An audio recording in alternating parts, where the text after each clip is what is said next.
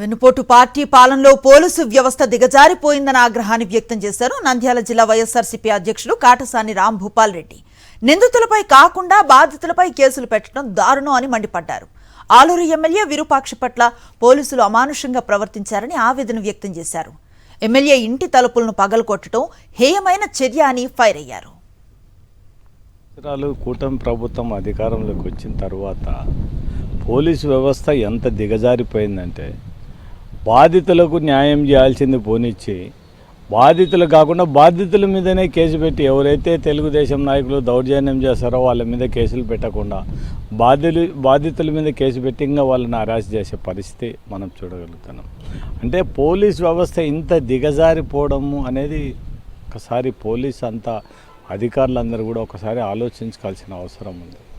ఇప్పుడు ఒక MLA being a party అధికార పార్టీ కాదనేది ఒక ఎమ్మెల్యేకి ఇచ్చే మినిమం రెస్పెక్ట్ ఖచ్చితంగా పోలీసులు ఇవ్వాల్సిన అవసరం ఉంది.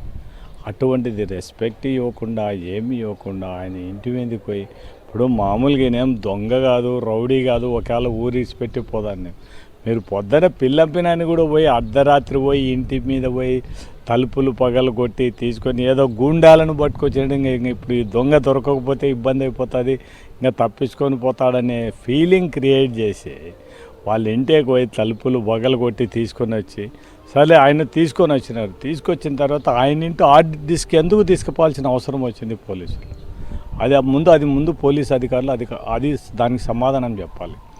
మీరంటే మీ దౌర్జన్యము మీరు ఇంటి మీద పోయి తలుపులు పగలు కొట్టినది ఎంతమంది పోలీసులు వచ్చినది ఎంత దౌర్జన్యం చేసింది దాంట్లో రికార్డ్ అయింటుంది. కాబట్టి మీరు సేఫ్ సైడ్ కోసం మీరు హార్డ్ డిస్క్ని తీసుకుపోయి మీ దగ్గర పెట్టుకుంటారు. ఇవన్నీ కూడా పోలీస్ అధికారులు ఒకటే తెలుసుకోవాల్సింది. ఎన్నాళ్ళు ఇట్లాంటి రౌడీ రాజ్యం జరగదు. ఎప్పుడోసారి ఇది అంతానికి ఇది నాంది ఇటువంటిది పోలీస్ వ్యవస్థను ఒకటే అడుగుతాను. బీయింగ్ ఒక ఎమ్మెల్యేకు ప్రజెంట్ ఎమ్మెల్యేకు కూడా మీరు ఇచ్చే రెస్పెక్ట్ ఇదా? ఒకసారి ఆలోచించండి.